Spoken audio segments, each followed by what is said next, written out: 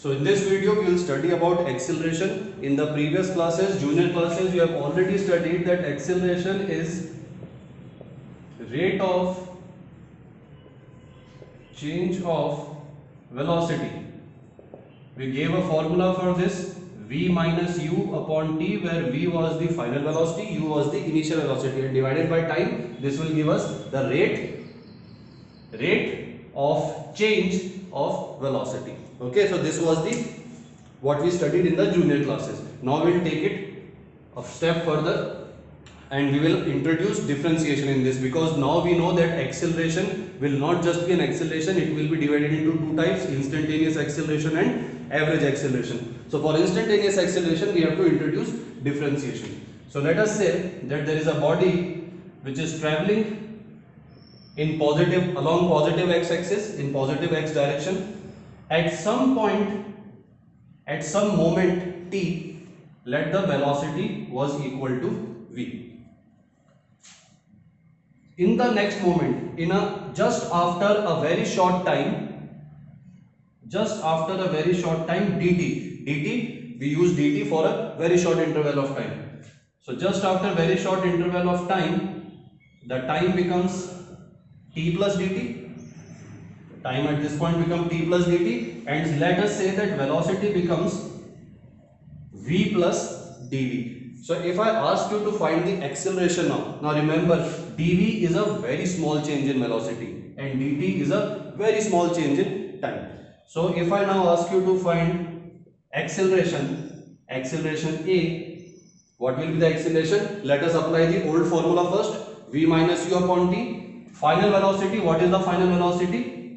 V plus dv minus initial velocity. What was the initial velocity?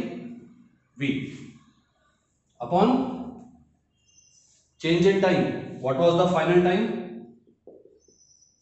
D plus dt is the final time. What is the initial time? Minus t. So if you solve this, v will get cancelled, t will get cancelled, and what we will get? We will get dv upon dt, and this will be the value of our acceleration during this very short time interval. So we can say that this acceleration is actually the instantaneous acceleration.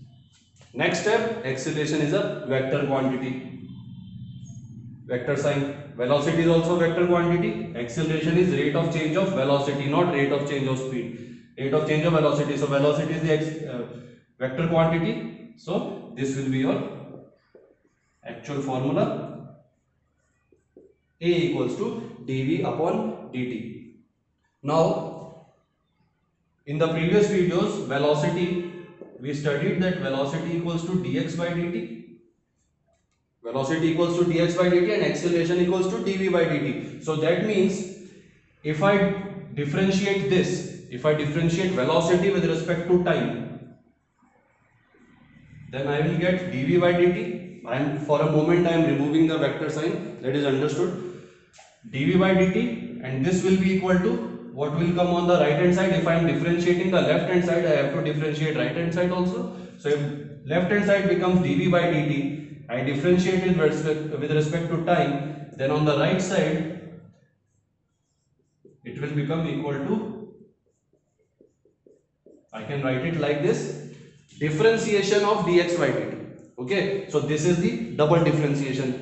First time it is differentiated here, the position is differentiated here, and then again it is differentiated. So this becomes double differentiation, and this is written as d square x upon dt square. This is the way of writing. Okay, do not think of it as squaring, that it should be d square x upon d square t. This is how just it is written, you have to memorize it. So this becomes equal to dv by dt or a. So a we can write dv by dt or d square x by dt square. So here we have two formula for acceleration. We can use acceleration. Now vector, if the velocity is given to us in the question, we will differentiate velocity with respect to time and we will get acceleration.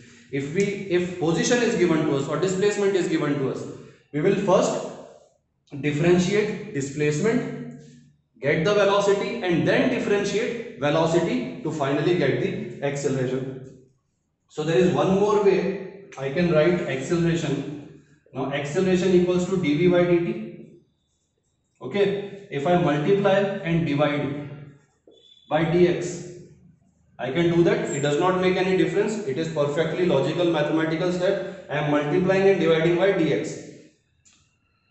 How can I write it? Now this dx by dt, what is this equal to? It is equal to v. So I can write this expression as v. Dx by dt is v, and what is remaining? dv by dx. So this is another way of writing the acceleration. So you can use another formula here, v dv by dx. So according to the information given in the question, you can use any one of them. All of them are right. It depends on the question. Now let us do an example. Let us say that we are given an equation of position. Let us say that displacement is given as x equals to 3t cube plus 2t square plus 5t plus 6, 2t square. This is the equation of x as a function of time. It depends upon time, so we will say that it is a function of time. This is the displacement, and we have to find acceleration at t equals to 1 second. At t equals to, when time is equal to 1 second, we have to find acceleration. What does this mean? This means we have to find instantaneous acceleration, because it is asking acceleration at a particular, at a very specific instant, exactly at 1 second. Not between 1 and 5 seconds, not between 0 and 10 seconds, exactly at 1 second. So what it is asking? It is asking the instantaneous value of acceleration. So what will we do? What will we do here? We will use this. Which one of this we are going to use? We are going to use this one, because we are given x in the question. So first we will find velocity. Velocity equals to dx by dt. So dx by dt will become differentiation. This you can do it yourself. I am directly writing it. It will be equal to 9t square plus 4t plus 5. This will be the equation of your velocity. 9t square plus 4t plus 5 meter per second. This is your velocity. Now acceleration, what will be the acceleration? Acceleration will be differentiation of this. So we differentiate this function again one more time. What will be equal to? 18t plus 4 meter per second square. 5 is a constant, so it will become equal to, differentiation of it will become equal to 0. So this is your final expression of acceleration as a function of time. Now we have to find acceleration at t equals to 1 second. What will you do? Now it is pretty much simple. We have to put t equals to 1 second. So a at t equals to 1 second will be 18 into 1 plus 4. So it will be equal to 22 meter per second square. This will be your answer. So this is how you calculate acceleration or velocity. This is an approach to do such kind of questions. Now this was instantaneous acceleration. Average acceleration, it is pretty much easy. It is all that you have studied in junior classes, so I will directly write it. Average acceleration equals to the total change in velocity divided by total change in time. Total change in velocity divided by total change in time. So if I write it mathematically, total change in velocity will be equal to delta v.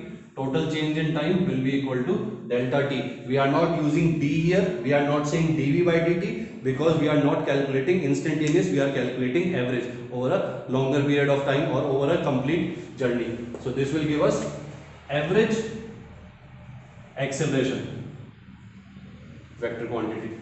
So this will be your average acceleration. So I'll give you some questions in the assignment to do this, and on the previous topics also. If you have any problem, ask me.